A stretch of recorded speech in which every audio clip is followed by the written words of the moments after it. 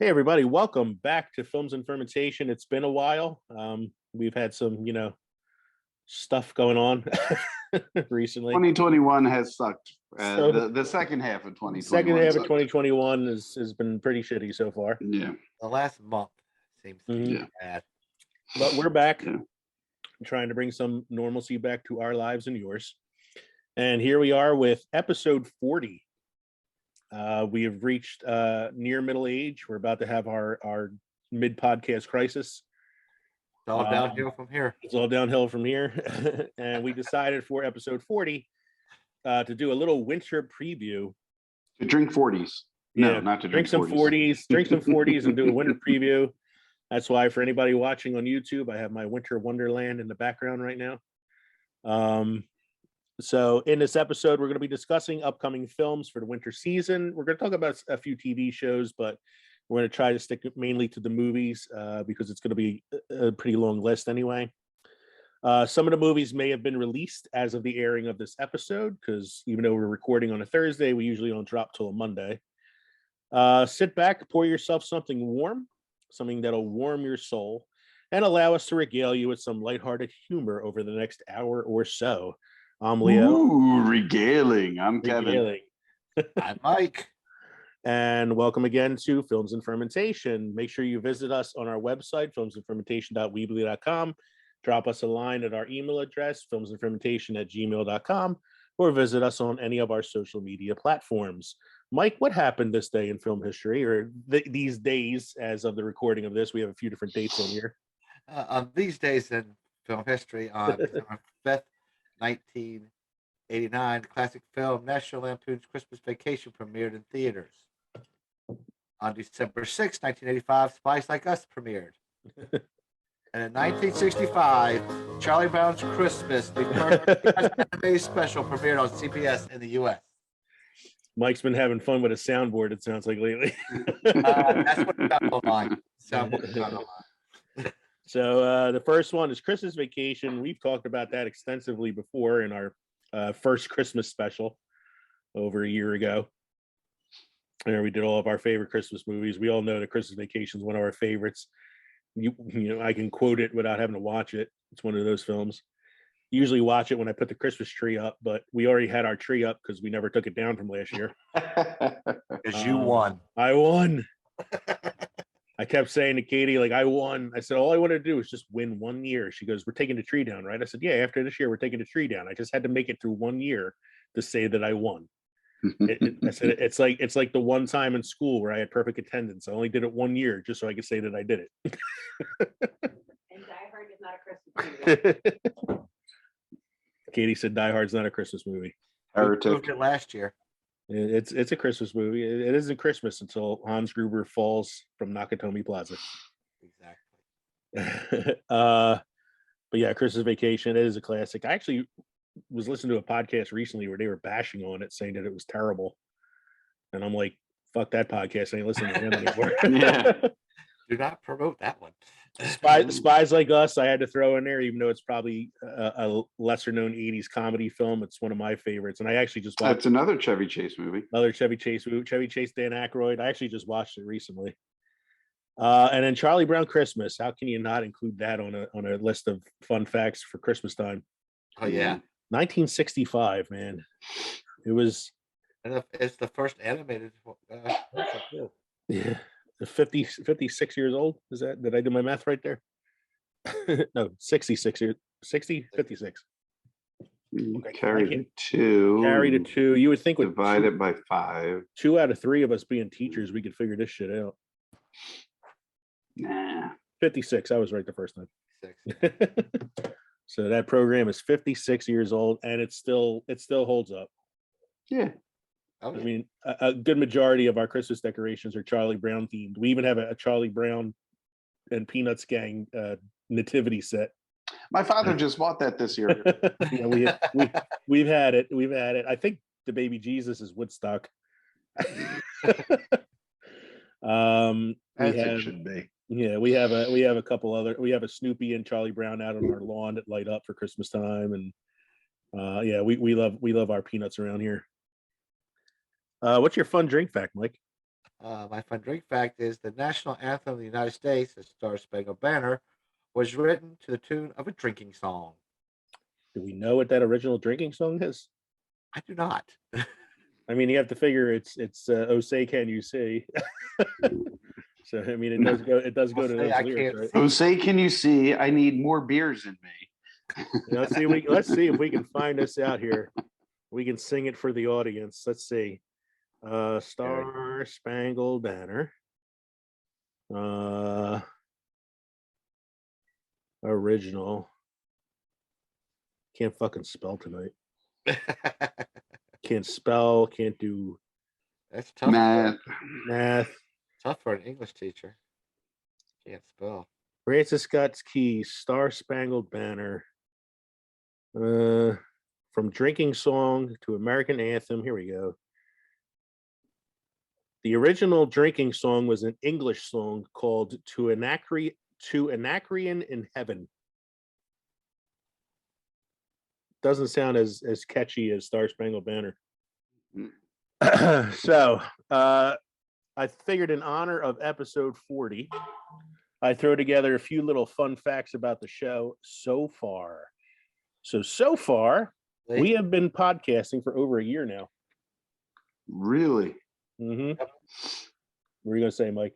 No, I see it later on. Yeah, I didn't forget about the drinks. We'll do that before the main segment. All right. We have been podcasting for over a year now. Our original episode was November 4th of 2020. Considering this is a listening medium, it's kind of funny that we're having fun with video and what's a listening medium. We average about an hour and 30 minutes per episode. Our longest episode, technically, I say technically because we did have that 3-hour sports episode that ended up not being recorded. Yeah. So technically, our longest recorded episode is episode 8, Remakes versus Originals.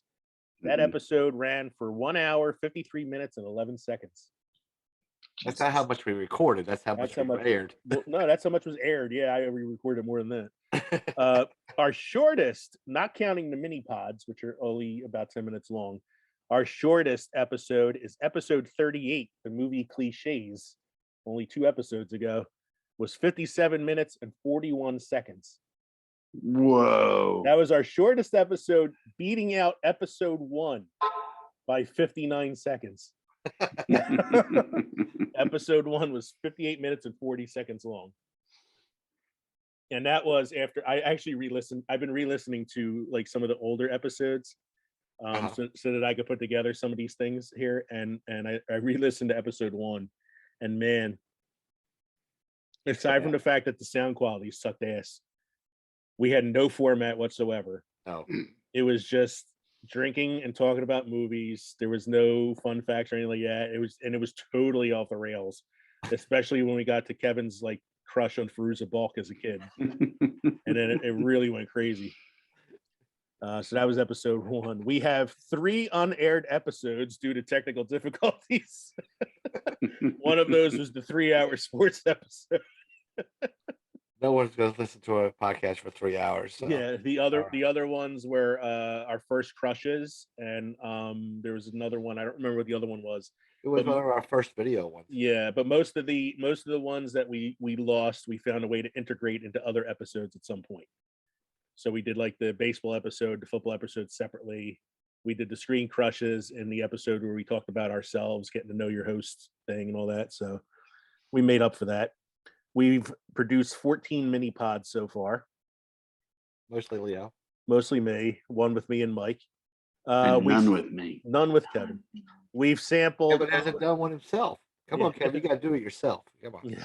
Do it yourself, Kev.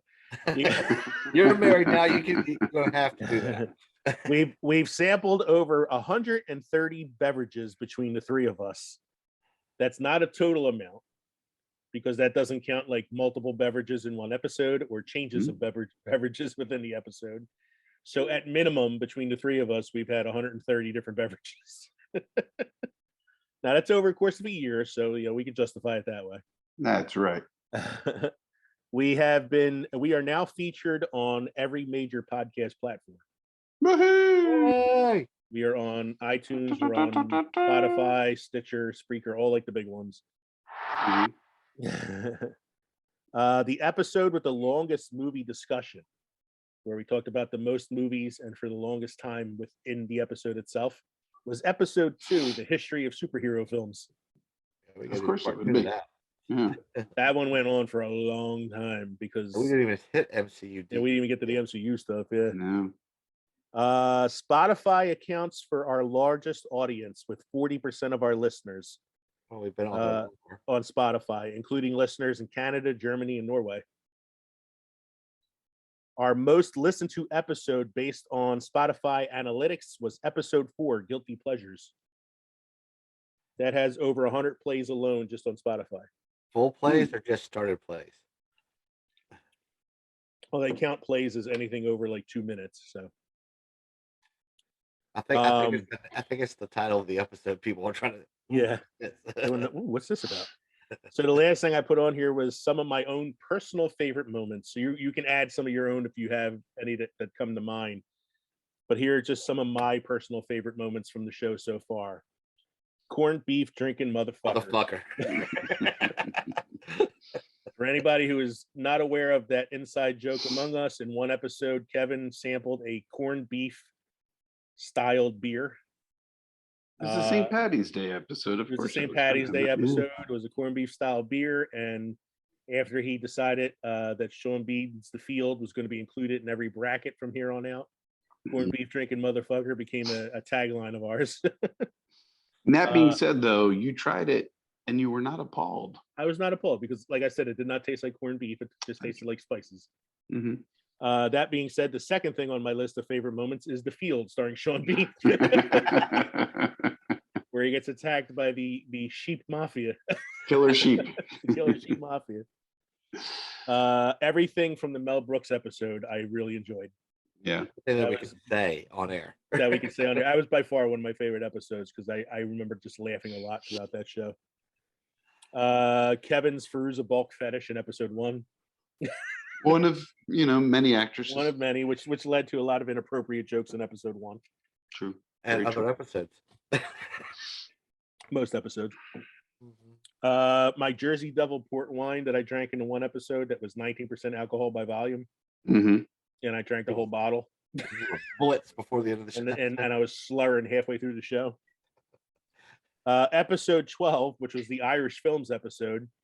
My favorite part of that episode was talking about the comedy behind domestic battery in The Quiet Man. Here's a nice stick. There's a nice stick to beat the young lady with.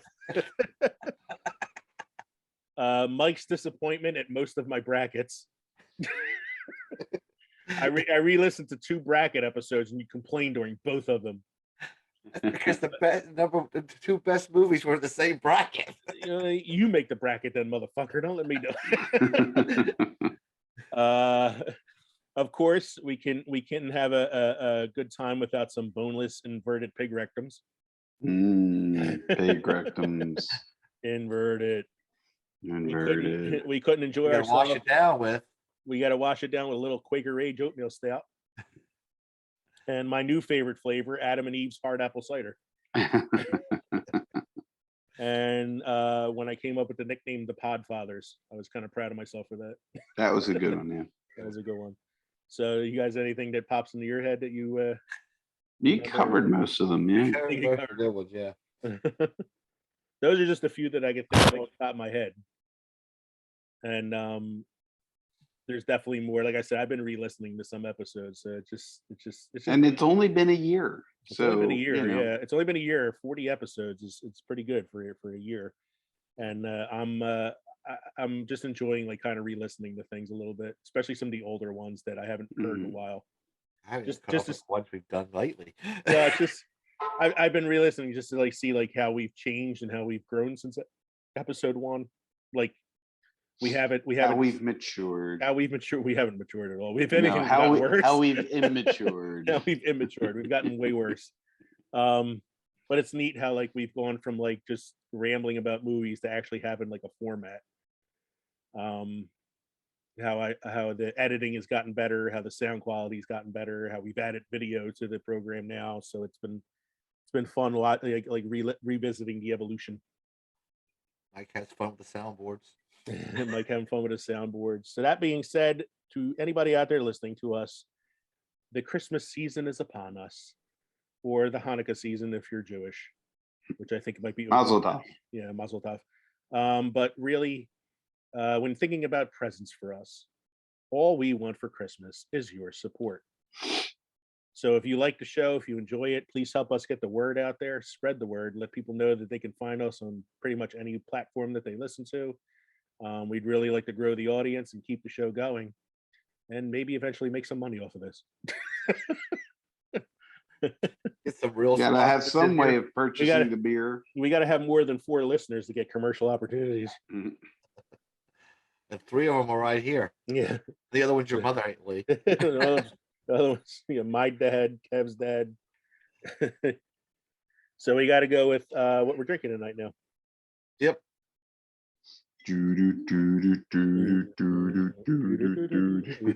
Oh, my cup disappeared. My cup disappeared. Oh no! Kev, what you got going on?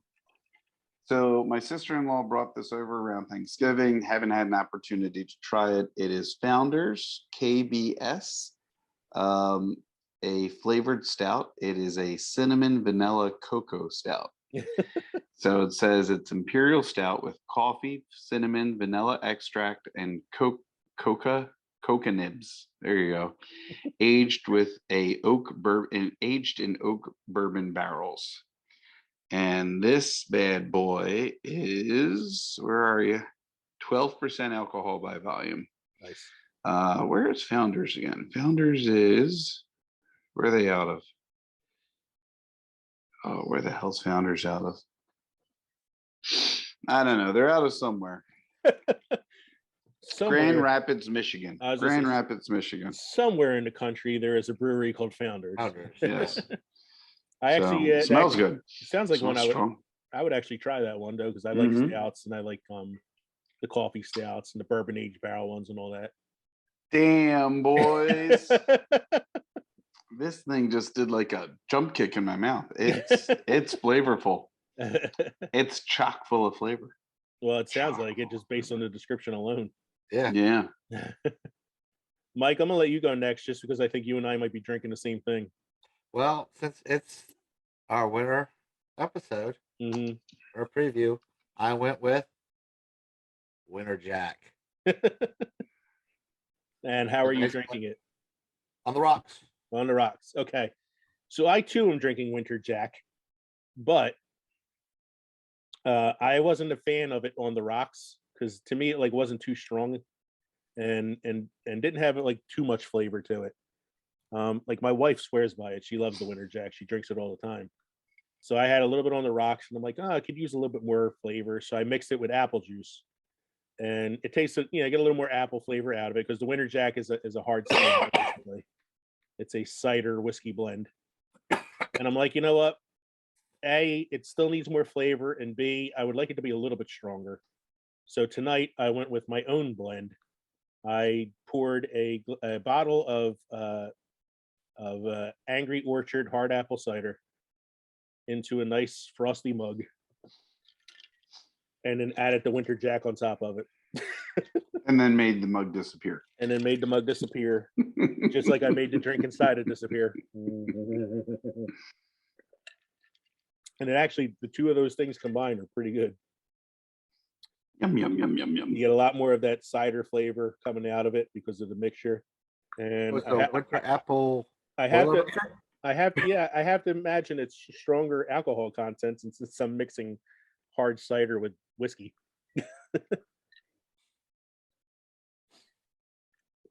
Oh, it's been that kind of week. Yeah. Yes, it has. So, our main segment this evening, as I said before, is a winter preview. So, we're going to talk about some films and TV shows, mostly films. If we I've heard about the upcoming films, if we know anything about them, if we're excited to see them. And I'm going to let the boys here help me lead the discussion on this one. Yeah. Oh, So the first one I have on here is I'm going to have to put my glasses on here as I'm having trouble seeing right now. First one I have on here is Ghostbusters Afterlife. So I've heard far, it's good. yeah, I've heard a I'm lot of looking good things forward to about it. it. A lot of good I stuff. mean, it's been out for like a week or two now, I think, at this point. Mhm. And I've been trying to, get it on on the torrents on the illegal boards, and I haven't been. So far, I've either gotten a really bad bootleg that looks like somebody filmed it with their cell phone, Mhm. or the original Ghostbusters film. Which So I'm like, I'm just a little shocked that that was a winter release, or at least a late fall release. I thought they would have tried to anchor that out a little closer to Halloween. You know. I thought they would have Um, tried to sell it as like a summer blockbuster. Well, yeah, it You definitely know? would have had the appeal of a summer blockbuster. Regardless if it's still out during winter break, I'd love to go out and catch it. I do want to see it. Yeah, Mhm. it's funny because I feel like it had some trailer play on YouTube, but Mhm. I don't feel like I've seen too much advertisement, like Television. television wise. No, it was mostly digital Yeah. advertising. Yeah, and when it came out, I was like, not much fanfare. Like I actually didn't realize it was out already. Yeah. I've noticed that with a lot of movies lately. It gets a little bit of play here and there, and that's it. I think it's because of how a lot more films are premiering on like streaming networks. Mhm. So like when Dune came out, it premiered on HBO Max as well as in the theaters. Black Widow is Disney plus the theaters. So I think a lot of it has to do with that. So many people are streaming now that the digital medium is kind of taken over. So here are a couple of shows. So for me, like most of the shows that I'm excited for coming up are just continuations of series. Like Stranger Things season 4 Mhm. is Still slated a to come while out. out too, isn't it? Still a while out, but it's slated for like a winter release. So I think it's like closer to like February or something like that. The Witcher season 2 should be coming out towards 17th, I the think. end of December. I really like the first season of that. A new series on Netflix that I want to watch. It's been out. I haven't had a chance to watch it. It's Cowboy Bebop. Now it's a live action TV show based on an anime series from the 90s. Okay. And I was a real big fan of the anime series. It's very much like Firefly. It's a sci-fi western in space. Okay. About a group of bounty hunters living on this ship together, and the hijinks that they get into. Interesting. So I'd check that out. Netflix created a live action version of it starring John Cho as the main character. John Cho, of course, played Sulu in the reboot of Star Trek. Right. I'm also really excited because I just saw another trailer for it today, The Book of Boba Fett. Oh. Yeah. There was A new trailer, or yeah, just it was a new trailer that came out this week. It's like an extended trailer. Cool. So you got to see a little bit more of like some of the side characters that are going to be in it, and a little bit more of the plot. Nice. And it looks really, really good. I'm excited for that one. And I just finished watching the 4th episode of Hawkeye. I've only seen episode 1, so I haven't seen anything yet. Oh, fuck both I of you. know. I can't me watch tell it you- without Adrian, so it's like one of those things I have to wait for her. Let me tell you something, man. I wasn't sure going into it if I was going to like it, because I feel like Hawkeye, he was kind of like a minor side character for most of it. Hmm. He's really good in a series where he gets to be the focus. So you get a little bit more of like his conflict with being who he is and trying to be a family man, Hmm. and the whole past that he had as the Ronin comes up again. It's a lot of like guilt that he carries from that. Hmm. The first 4 episodes. So the first episode was a little like tedious because it followed mostly Haley Steinfeld, so kind of getting to know the Kate Bishop character. Hmm. She's really good in it, and the two of them together are awesome. They have like really, really good chemistry together. They make like a almost like a comedy duo. Okay. And so the first episode was okay. It was just like kind of like getting to know the characters, but from episode 2 on, man, it really picked up. Okay. Because I think it's only 6 episodes. Yeah, I think it is. I think it's either 6 or 8 episodes, something like that. So they're kind of like really getting into it now. So it's picking up the pace. And man, episode 4 has a twist. You guys gotta watch it. So We've good. been pushing through The Sopranos. We're finally in the 6th season of The Sopranos, and we're like, should we just go through The Sopranos before we start something else? That's kind of where we're at right now. Yeah, I just finished binging Brooklyn Nine-Nine. I finished the whole series. Hmm. It was really, really good. So now I'm like, oh, I got to start watching something else. I'm like, all right, good. Hawkeye's just starting now. Let me watch that. I finally It's made really it to good. Matt Smith.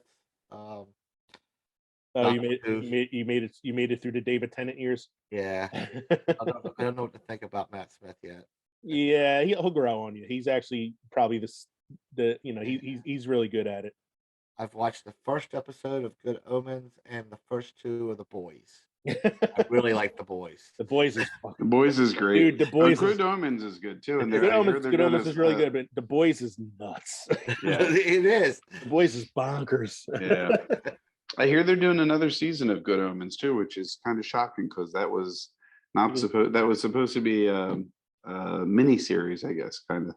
Yeah, they're doing a second series. It's weird because the first season was based on a novel Mm-hmm. that was written by Terry Pratchett and Neil Gaiman, and it was only the one novel. So I don't know where the second season's coming from. So Right. I guess it's gonna be like an original story. Nice. All right, so let's get into some releases here. So in December, this weekend is the opening of the Steven Spielberg directed West Side Story. I haven't seen much advertising for this. I've seen a lot. It's kind of been asleep. I'm being facetious. I'm sorry. I was gonna say there's a lot of online trailers. Oh no, there's a lot of TV. on It's a lot of television TV. too. There's a lot of It's TV every shows for this yeah. Yeah, it's every It's every 5 seconds on TV, It's a and Spielberg joint. So ABC's been shoving it down everybody's throat. what I've been noticing though is it looks like it's gonna try to be faithful to the original in the setup and all that. There are some modern adaptations, of course. Oh, you have to modernize it, yeah. Yeah, I think because I think it takes place in the modern era in modern times. I know like the character Anybody's, who's like the tomboy character that always wants to be part of the Jets.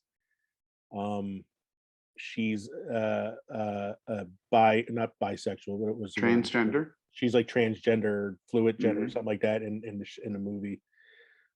They took out the Doc character, the guy that ran the pharmacy, the drugstore where all the kids hung out, and they brought in Rena Moreno, who played Anita in the original film. She's going to be the person running the store. So I'm curious to see how they weave that into the story. But otherwise, it looks like it's pretty faithful to the original. I want to see it. I love West Side Story. Yeah. So I'd like to see that. Check it out. This one was interesting. I just saw the trailer for it the other day. Being the Ricardos, which comes out. Oh, on the the 21st. Lucy and Desi. It's a movie about Lucille Ball and Desi Arnaz. Lucille Ball is played by Nicole Kidman, who looks pretty good as Lucy, and Javier Bardem plays Desi Arnaz. And it's not really about I Love Lucy. It's more about the relationship they had off the screen, which was pretty, tremulous at times. He was kind of like a taskmaster, about her career and things like that. So it looks like it's going to be like it's your typical biopic behind the scenes kind of stuff. But they do like recreations of a couple like iconic scenes from the I Love Lucy show. Next one I have on the list here comes out December 10th. I just found out about this the other day. I don't think it's going to be good. I threw it on there because I thought it was kind of interesting. When I looked into it a little bit more, it's called The Unforgivable. It's a Netflix film release. It stars Sandra Bullock, who the last time I've seen her in a major film was as a Netflix release. That was The Bird Box. Right. So she's doing this film called The Unforgivable, where she plays a woman on death row for the murder of a police officer. And I thought to myself, this movie's probably going to be bad. It's probably going to be like overly political. But I had to mention it just because it's Sandra Bullock playing a woman on death row for killing a police officer, and not an FBI agent disguised as a beauty pageant model. Very used to seeing Sandra Bullock in comedy films. Yeah. Yeah. Okay. Now, the next one on the list is one that I really, really am excited about. I don't really know much about it. But the previews look But cool. the previews are cool, and the names involved make me interested in it. Nightmare Alley, which comes out December 17th, which is a Guillermo del Toro joint. Stars Bradley Cooper, Kate Blanchett, and a number of other people. And I'm like, yeah, it looks really not too sure what the hell it's about. But just the fact alone that it's Guillermo del Toro who rarely makes a disappointing film. I think it's a rom-com. Yeah, I'm sure it is. It's about a woman. About a woman fucking a fish. No, that was the last film. That was The Shape of Water. This one is about a woman. I don't know, fucking a goat. I guess I don't know.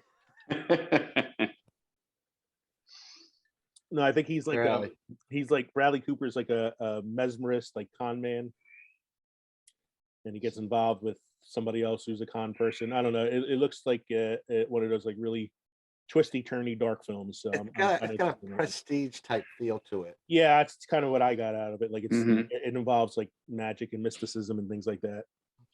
Then, of course, the big one, December 17th, Spider-Man: No Way Home.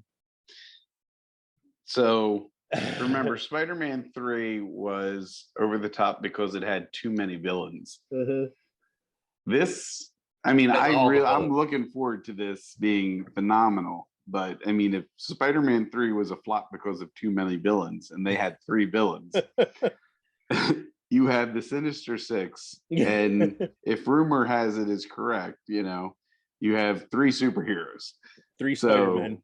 3 Spider-Men. Plus Doctor Strange. Plus Doctor Strange, plus 2 Mary Janes, 1 Gwen Stacy. And a partridge. Please, Spider-Gwen. Please, Spider-Gwen. Give me a Spider-Gwen, man. That would be fucking awesome. Or Spider-Ham. Spider-Ham. I'll take a noir Spider-Man. Additionally, voiced by Nick Cage. Talk about the trailer to the Into the Spider-Verse 2. Yes, that's what I was going to say. It looks awesome. It looks so good. Yep. And that's a 2-parter. So there's going to be. Oh, is it? It's a 2-part animated movie. There's going to be that's part 1, and then they're going to do a part 2. That's going to round out the trilogy for the animated movies. Okay. So what I'm hoping for from No Way Home, and it's funny, like you said, like Spider-Man 3 was a mess because there was too many villains, but everybody who's anticipating No Way Home is excited because there's all these villains and all these heroes. Because there's a story behind why there's all these villains. Right. There's a story behind it, but they're also all established too. Like they've all been in other films. It's not like they're introducing them. And it's sewing them together. It's taking 3 pieces of cloth and sewing it together into something better. No, maybe not better, but definitely like I noticed the Jamie Foxx Electro character. It looks different. Yeah, he's going from blue lightning to yellow lightning. Yeah, and I've also heard Green Goblin's character has different stages in the movie. Kind of more the character. Yeah, and Doc Ock actually looks as if he may have Stark tech in his arms. So I'm excited. Looks good. I like that Alfred Molina's back because I thought he was excellent as Dr. Ock. Oh yeah. And I like the scene where he meets Tom Holland and Zendaya and all them, and they're like, "What's your name?" And he's like, "Dr. Otto Octavius," and they're like, "No, really, what's your name?" So, but I would love to see, like, I mean, it'd be cool if Garfield and Maguire showed up in it as their Spider-Man things, but I would love it if like Miles Morales showed up. Yeah, I want to see Miles, because I have seen in a couple trailers like somebody that looks like they're wearing something similar to like that Spider-Man costume, the black suit, so it'd be cool if he showed up. Sing 2. Do we have to? For those of you who knew that there was a Sing 1. We're getting the band back together. Yeah, so Sing Sing was actually cute. It's cute. It was a half decent animated film. Good voice works. The songs are fun, but it's one of those, like, to me, it's like one of those cash grab things. Like, oh, we need something for the kids to torture their parents to take them to see. Mhm. Which takes me to The Kingsman, a prequel to the Kingsman films. And that's also something the kids will be asking their parents to take them to Yeah, go I'm see. sure. That's to me, like, that's gonna bomb. I think that's not Yeah. gonna do any money. The first Kingsman movie was really, really good. The second Kingsman movie kind of took it to the extreme in what was believable. Yeah. And then I think they were going to do a third Kingsman, but I think the director and the actors dropped out, so they're like, "Oh, let's just make a prequel then." Pretty much. We'll get Ray Fiennes a star in it. He does anything for a paycheck.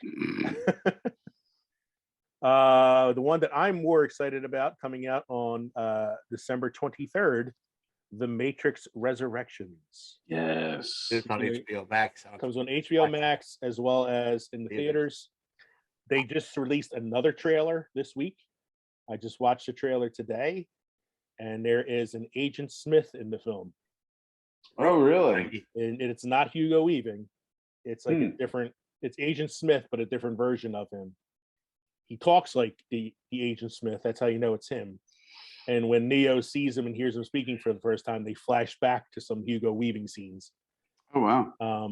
But it's like, because there's also a new Morpheus in the film as well. Right. Yeah. Like a younger Morpheus.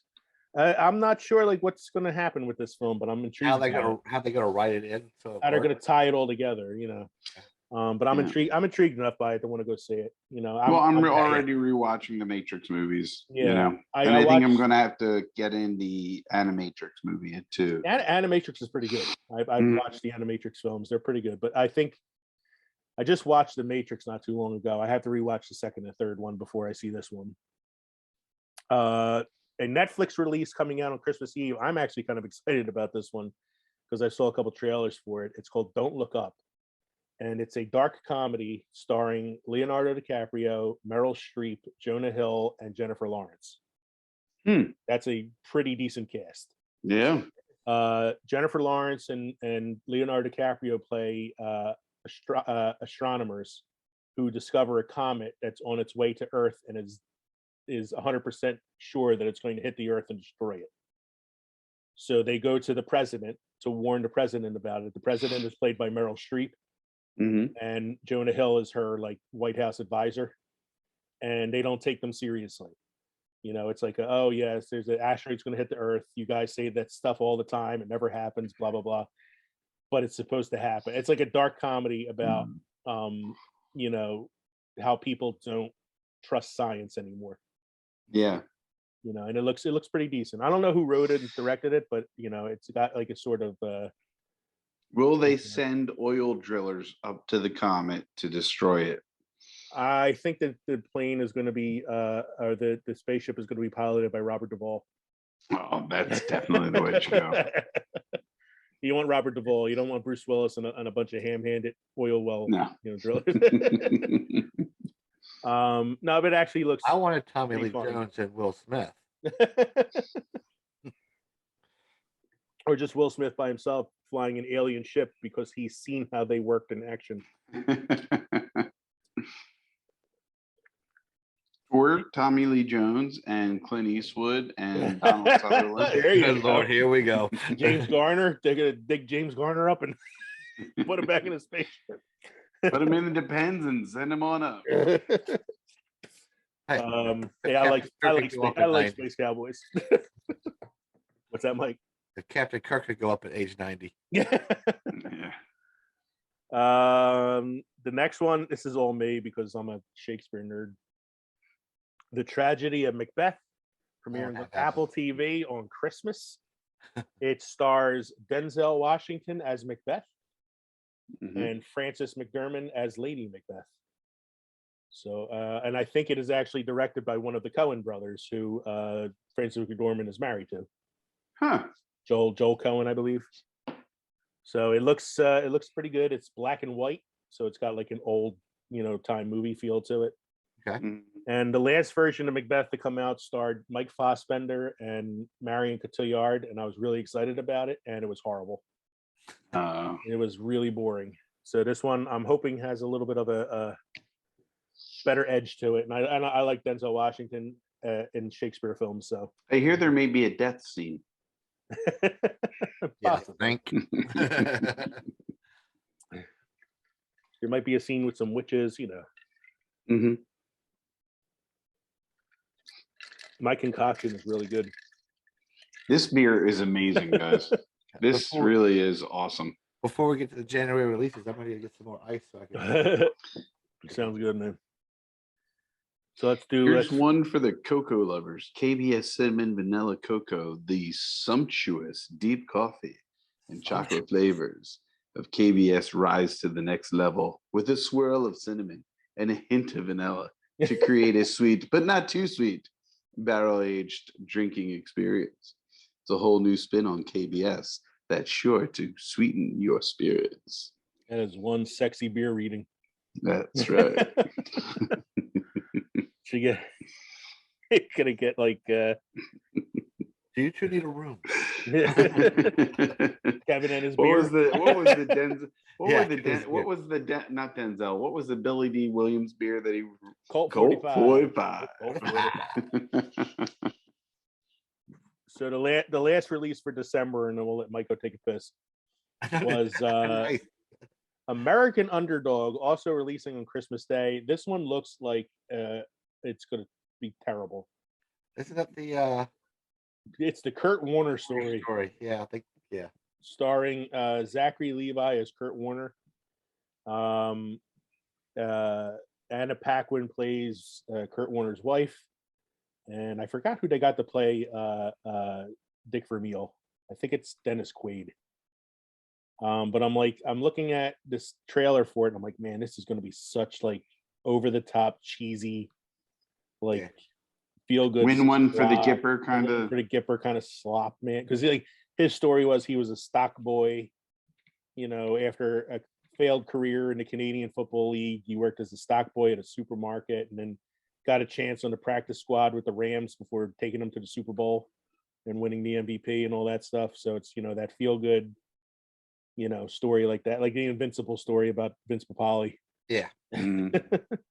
Which it was actually fairly decent.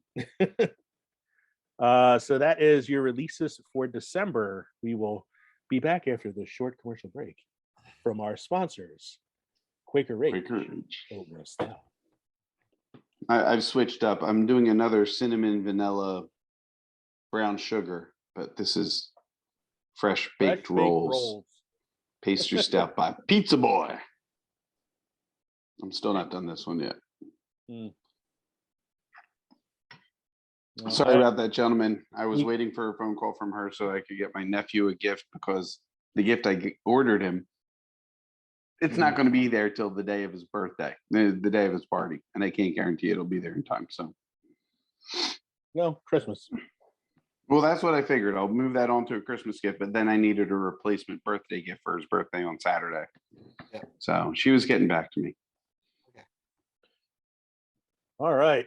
So we are back from our extended commercial break, including After these messages, we'll be right back. Yes, including a little musical interlude from Kevin, as well as an advertisement for what was the name of that place where you got the burrito from? Mad Max.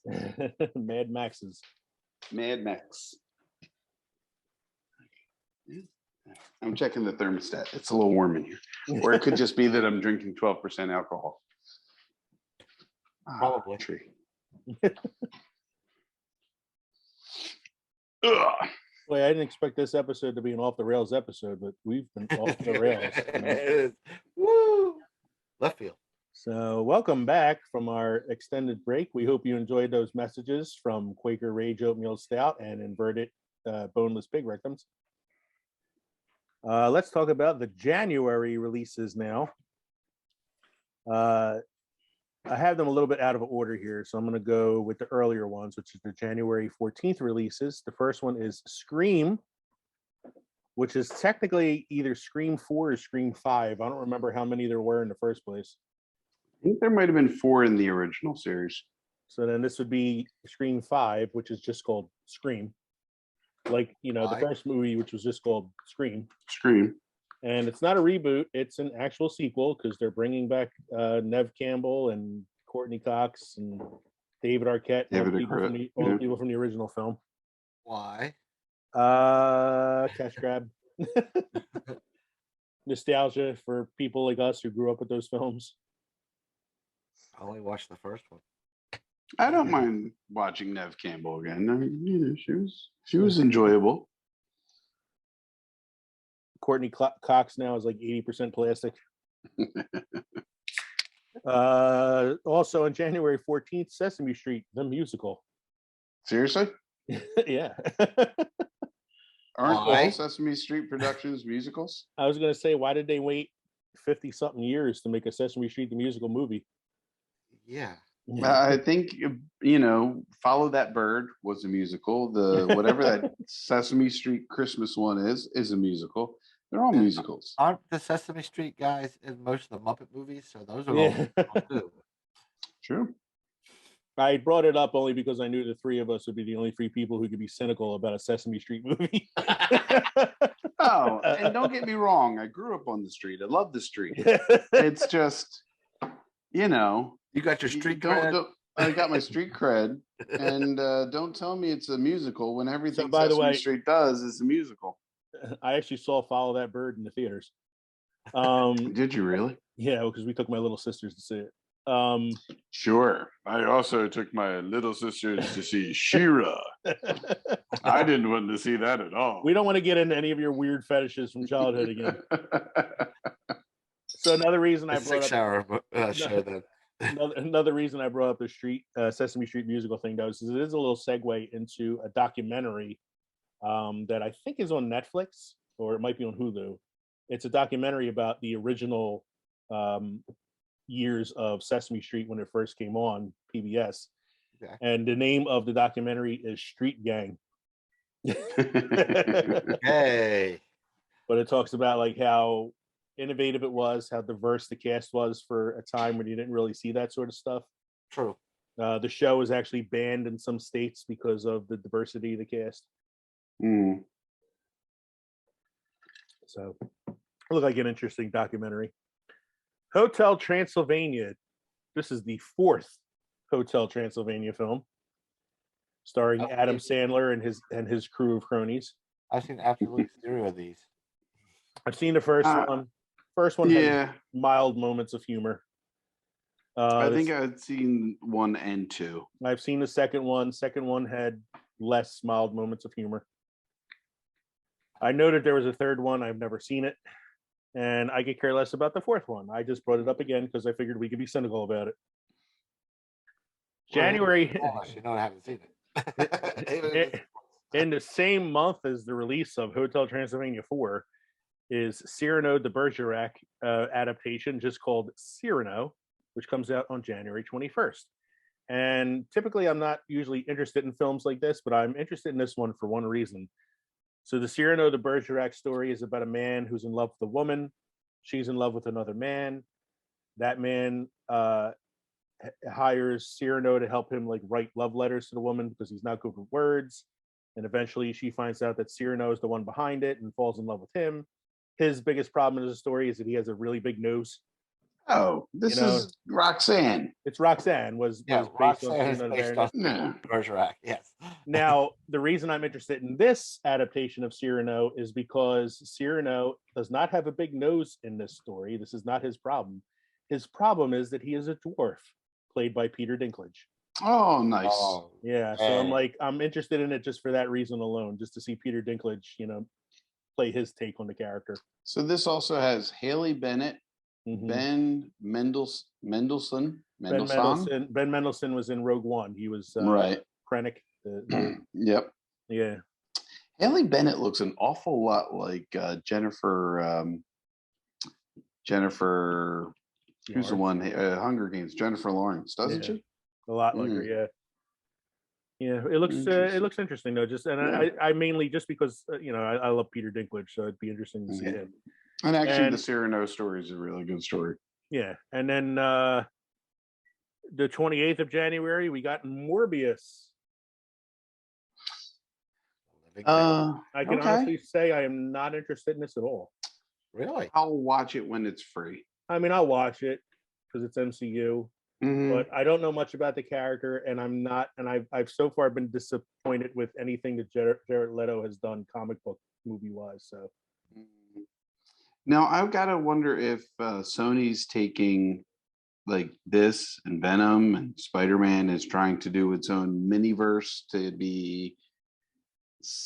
to share the MCU with. yeah. So how I read into it was the MCU can still use Tom Holland and their version of the Spider-Man character, but Sony is allowed to borrow that character for their own use in Mhm. films related to their properties. So at the end of the last Venom film, Let There Be Carnage, there was a stinger after the credits where he gets sucked into the multiverse and he sees Tom Holland as Peter Parker on the TV.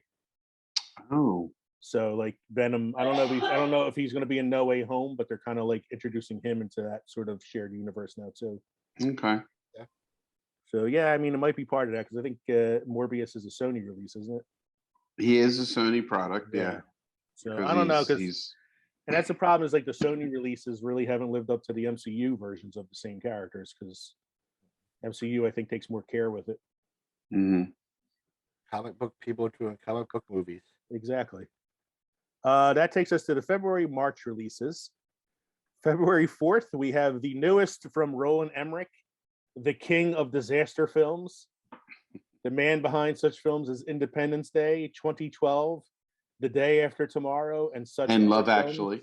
Oh, sorry. No, that's a different guy. Sorry. This is his latest film. It's called Moonfall. Guess what this has been about?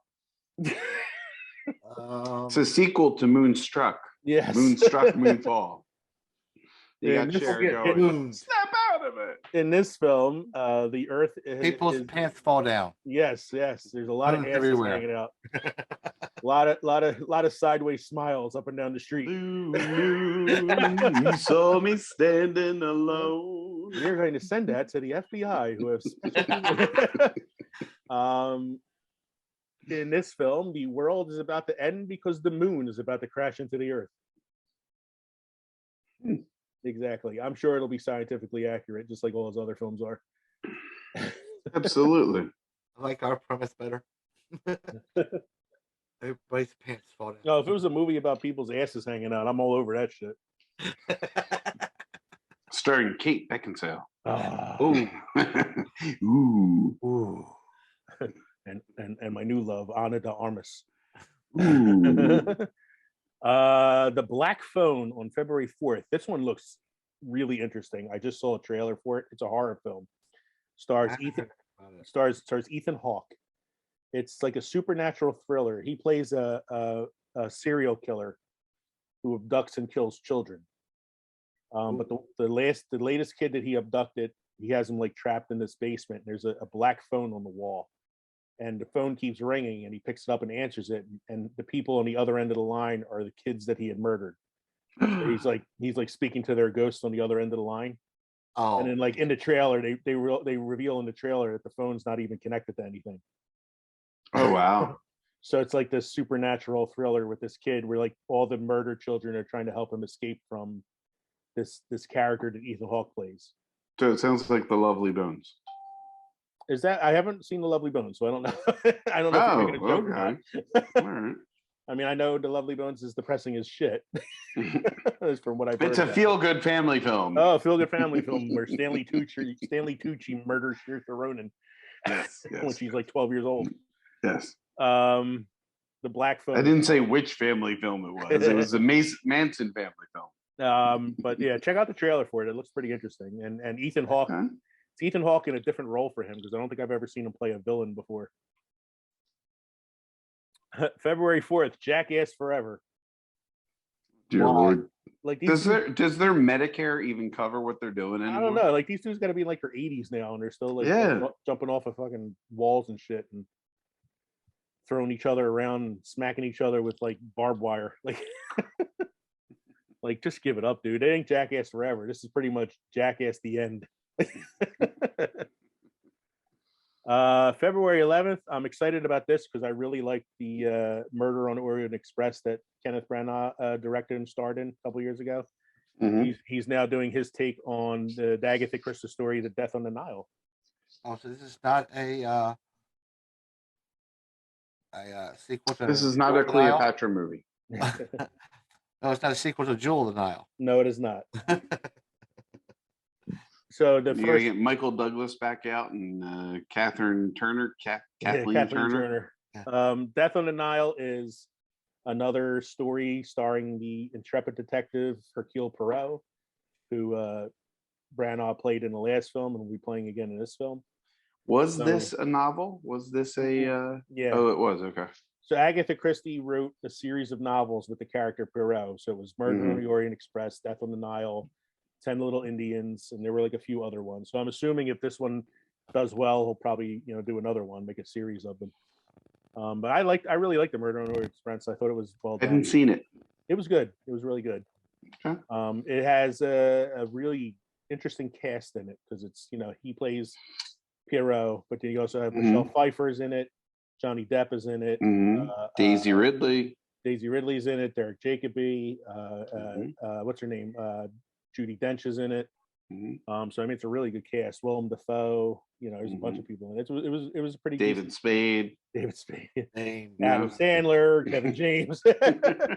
Oh, I'm sorry, that was Grown Ups. No, that was Death on the Joe Rogan. Death on the Nile. Same thing. He's playing Hercule Poirot again, and it's a big all-star cast playing the other characters. February 18th. I know Kev, you're excited about this. Uncharted. I'm excited about that. Mike's excited about it as well. Absolutely. The trailer looks good.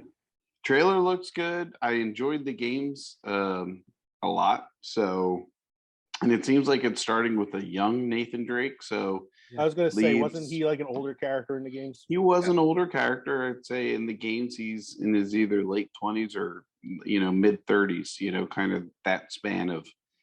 So this is kind of like an earlier version, and I'd be okay if they made a series out of this. I would also like them to produce more games. I think they've only had 4, and plenty of more for Nathan Drake to do. So I guess it's like a wait and see whether or not this is a good video game adaptation. yeah, Yep. yeah, I think that's it. It's got to be better than Tomb Raider. And I'm just referring to the Angelina Jolie Tomb Raider. I actually really enjoyed the reboot that they did not too far back. I thought the Alicia Vikander one wasn't bad. I thought that they were going to go with the origin story video game plot line, and they started to, and then they deviated from it. And I'm like, Yeah. you should just stick to the game. The game had a really good plot. Mm-hmm.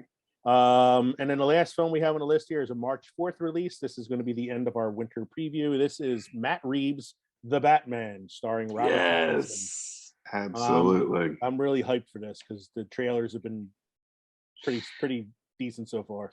I'm hyped for this because of the content, the way it looks. I'm not a huge Robert Pattinson fan. I'll take him or leave him. It's not as if I'm against him, but it's just he's never done anything that really wowed me. You don't like Colin the sparkly vampire Farrell. look? Hmm? You didn't like the sparkly vampire look? No, that wasn't my thing. He I'm was, just not into the sparkly vampires. So he's been trying to like get out of that sparkly vampire, movie Yeah. for a while. And he's done a few like really good dramatic, like independent films. He was in the movie The Lighthouse with Willem Dafoe. Mhm. And it was an interesting movie, and he's really good in it. It's a much different character from Sparkly Vampire. Yeah, So he's But- trying to branch out a little bit. but this looks like a really dark version of, like, I mean, Christopher Nolan's version was great. It was realistic. This may not be in that same area of realism, but it looks incredibly dark, which I really So- like about it. This, I think, is based on the comic series called Batman Year 2. Okay. And in Year 2, it was basically like he's still trying to figure out who he is as the Batman, like what is his mission. Mhm. And so he's a little more violent and a little more, like prone to anger and stuff because he's still Mhm. raw from the murder of his parents Right. and hasn't quite figured out, what he wants to accomplish as the Batman. So Right. it's kind of like him like learning about himself. But Okay. I'm like, good. I like it. It looks amazing, and it looks. I think it looks good. It's got it Andy prob- yeah. Serkis as Alfred. Alfred. It's I'm got really Colin Farrell as the Penguin. and you don't even know it's him. No. Yeah, I mean, you wouldn't know it's him. I'm really excited to see Paul Dano as the Riddler, Mm-hmm. because that Riddler character looks like it's going to be interesting. Yeah.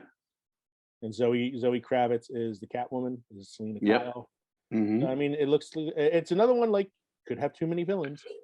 It might, but are they all villains or are they just characters? And that's the difference, you know. I think like the penguin character looks like he's more established as like a mob character Mm-hmm. rather than the cartoonish like Danny DeVito version or the one from Gotham.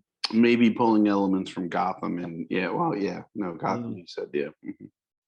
But he's more like the Maroni character than like the Mhm. Burgess Meredith kind of penguin, you know. Yeah. No, I'm hyped for this. I'm really excited to see that one, and that's why Yeah. I figured it would be a good little way to end our preview with that film there. Because at that point, we're going to be going into the spring previews if we go beyond March 4th, I think. Probably. I mean, and the only thing I know coming out in the spring that I'm really excited about, spring into early summer, is the Doctor Strange Multiverse of Madness film. So I would say, let me go pause this for a second here. Hold on. So thank you, everybody, for joining us for episode 40, the winter preview. Please join us for episode 41. It's going to be a very special episode. We're going to be hanging out together, the three of us, sitting by cuddling by the open fire, keeping each other warm as we watch the soon-to-be classic Christmas film starring Mel Gibson, The Fat Man. So for episode 41, we're going to be watching The Fat Man and giving you our own live review of that film for episode 41. So thank you for joining us for episode 40. Please join us for that very special episode when that drops in a couple weeks. And then we will be taking off for Christmas vacation and joining you all again after the new year. I'm Leo. I'm Kevin. I'm Mike. Thank you for joining us here at the crossroads between pickled and fermented. We hope you enjoyed listening to the episode as much as we enjoyed recording it for you. Cheers, everybody. Cheers.